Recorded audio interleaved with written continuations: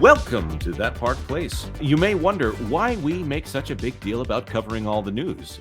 In fact, what is all this lead up about? What do you got in there, King Kong? We don't have King Kong, but we do have Vash Sky. Vash, you're my usual co-pilot here. How you doing today? I am doing very, very well.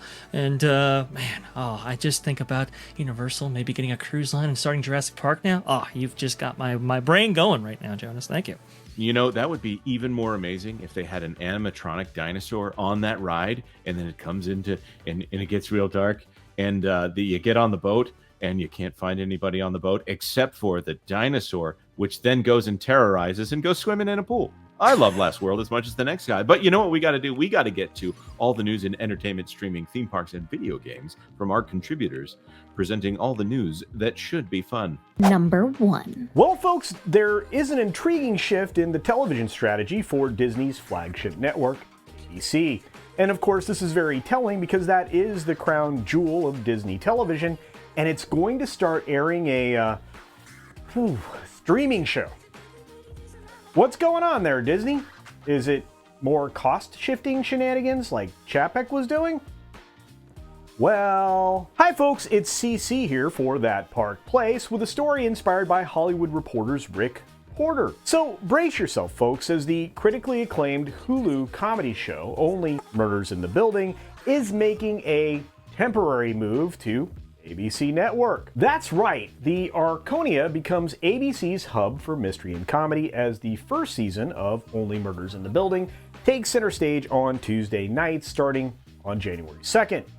ABC is set to present this hilarious series in 2-hour blocks spanning 3 weeks, culminating in a 1-hour season finale, which is on January 23rd. The strategy here is actually interesting since this show will have a lead-in from Celebrity Jeopardy. It also gets this show to another audience as a potential inducement to pick up Hulu in the future. The final bit of strategy here is obvious. It costs them nothing. Not $1. Now, the other obvious thing here is ABC is using a popular show to bridge the gap before the return of its homegrown scripted series, which won't start until February. Of course, Disney didn't have an original thought here and has proven successful for networks like CBS, especially with that Yellowstone show garnering over 5 million views on Sundays. So, why not steal from somebody who's doing better than you? One has to wonder here what Disney will try to leverage to fill holes that are going to pop up all year long. No wonder the studios weren't worried about the strike. They had all the streaming content in the bank that they could leverage in the future for the networks in case they ran into those holes. Another great point from the boss, the best boss ever, Jonas J. Campbell, is that this really does give ABC a chance to shift that wonderful revenue back over to Hulu for all of the other seasons. You know, that Jonas guy, he's pretty smart too. The exciting thing for us is that, just like with Yellowstone, we'll actually have some ratings to truly compare the popularity of these shows to things that are happening in the real world. But hey, what do you think? Are you set to watch this 3-week event for ABC for free? Do you think this was clever for Disney, or were they just following somebody else's idea? And finally, are you as keen for the ratings as I am? Because I think that's the thing I'm most excited about. Let us know your thoughts down in the comment section below. Number 2. This is John Trent, the host of the Trent Report and the editor-in-chief of ThatParkPlace.com. Today I got a story about Aman Esfandi, the live-action actor for Ezra Bridger, revealing that he did not watch any of Star Wars Rebels to prepare for the role. Let's get into this here. This is over at ThatParkPlace.com. Here's the headline. Live-action Ezra Bridger actor Aman Esfandi explains why he didn't watch any of Star Wars Rebels before the Ahsoka series. During an appearance at LA Comic-Con, the Direct reports that Esfandi explained, quote, "I admittedly, which if you would have found this out prior, you might have taken my head off, but maybe now you don't think that. I didn't watch all of Rebels. I didn't want to get too caught up in the younger version of Ezra. I felt very connected to an older version the way he was written." While he didn't watch all of the episodes, Esfandi did claim he watched a number of them that featured Sabine and Ahsoka, but only after he had wrapped production. At least that's kind of how I was interpreting it. It wasn't really clear the way the Direct had wrote it up, and not very clear in the quotes that we get here from Esfandi. Nevertheless, this is what he said. He said, "And I watched the episodes where Ezra had scenes very intimately with like Sabine and the Spectre crew, and Ahsoka in particular. And just to understand that dynamic, obviously the hologram message and also my TikTok became flooded with the scene. Rest in peace, Kanan. So I was inundated with a lot of it. He went on to explain why he did not feel the need to watch the animated series. He said, but I didn't watch it until after the show. So that's kind of where I'm coming at it from this. He says he didn't watch any of these episodes really until after the show, because Dave Filoni and everyone else who was directing me were so like reaffirming, like, yeah, no, yeah, that's Ezra. Oh, that's also so Ezra. And we'd be backstage, that's Ezra.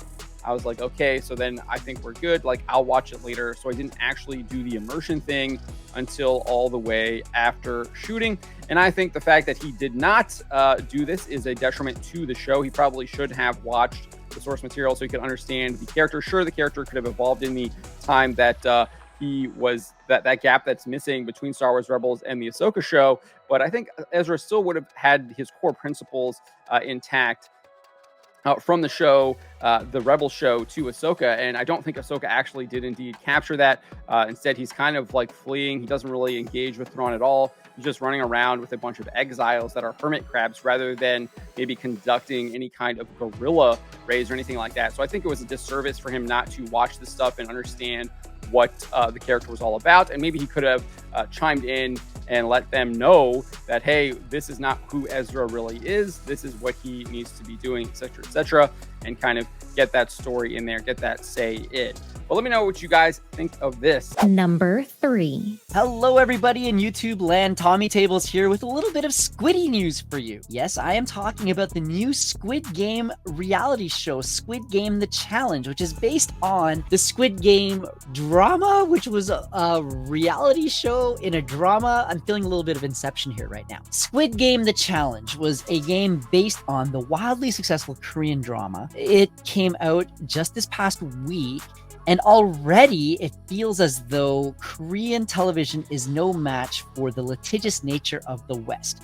A UK legal law firm by the name of Express Solicitors just announced that they are going to be seeking compensation for the injuries that they suffered during this competition. Apparently, one of these revolves around a first episode's red light, green light game. The sequence was apparently actually shot over the course of several hours during very freezing winter conditions. One of the contestants was quoted as saying it was like a war zone. People were getting carried out by medics. We couldn't say anything. If you talk, then you're out. One client had apparently described that someone had fainted. People were shouting for medics. And there was even a case of a complaint of hypothermia. Someone's hands turned purple from the cold. All that to be said, the executive producers of the show are pushing back. They are saying that winning a $4.56 million prize, which is the largest prize in TV competition history, was never going to be a cakewalk. It'll be interesting to see where this goes. Let us know your thoughts down below. Number 4. Vash Guy here with the next story, this time from Disney Scoop Matt, Reddit, and the OC Register. It says right here, the new stage/lounge area at the west end of downtown Disney is finally open, and it looks so cool. The new stage is such a huge improvement, and there's actually places for people to sit and watch shows now. This is an awesome upgrade. So this refers to the downtown Disney portion of the Disneyland Resort actually getting the improvements that were evangelized about some years ago. The stage is actually in place. Some of the themed walls and textures are going in and being unveiled. You can see the green area right there. We've seen some of these green spaces before in Toontown as well. And according to Josh Giamaro, starting in 2024, we should have some of these restaurants and some of these activities actually open to guests officially, which is really cool. And we got an update about that recently here via Reddit, based on an original OC Register article.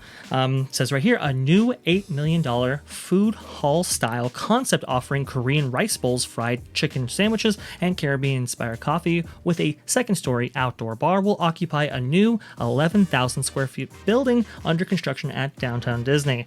The name will be Parkside Market, and it will open in 2024. And this is according to a new construction permit that Disney has filed. So it's moving quite along right there, which is really great to see. I know a lot of people were like, wow, why is this taking so long?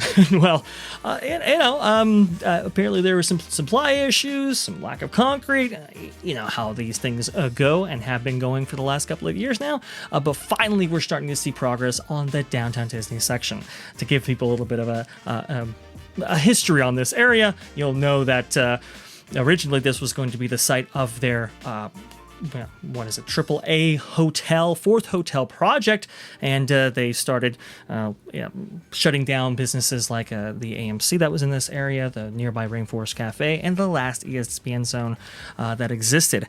And dormant it sat because the city denied that request for that hotel. So now we finally have some movement on this area that has been a dead area for many, many years now. What do you think about all this? Let us know in the comments below. So I guess we get to know where some of that $60 billion is being spent. $8 million of it is going towards this nice little area here. So good for them that they're actually building something. It's not a ride, but at least it's something. And it looks, from the videos that you've shown here, it looks like they're going for something bright and shiny, which that's good. So. I think so too. I'm glad to see that the parks are getting just a little teeny tiny bits of investment. That's one step forward. And you see how much they have to struggle to get these things approved over in California versus maybe some of their other American environments that are more amenable to quick construction. Right. And how that dynamic will change in the coming years will be very interesting. Yep. Of course, thank you so much for tuning in to That Park Place. We do this daily countdown every day at 11, unless we're doing a live stream during that daily countdown or when it would come out. Like this video. If you like this video, share it out on social media if you know someone who might be interested in this sort of thing. And of course, subscribe to That Park Place for all the news that should be fun.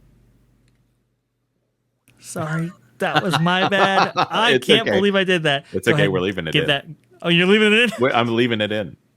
In fact, I'm leaving all of this in where I mock you for hitting the microphone. What is wrong with you, Ben? I can't believe it. I've never done that before. Oh, my goodness gracious. For all the news, that should be fun. Thanks for watching That Park Place News. For more information, consider checking out www.thatparkplace.com. And don't forget to subscribe, share, like, and send this out on your favorite social media accounts.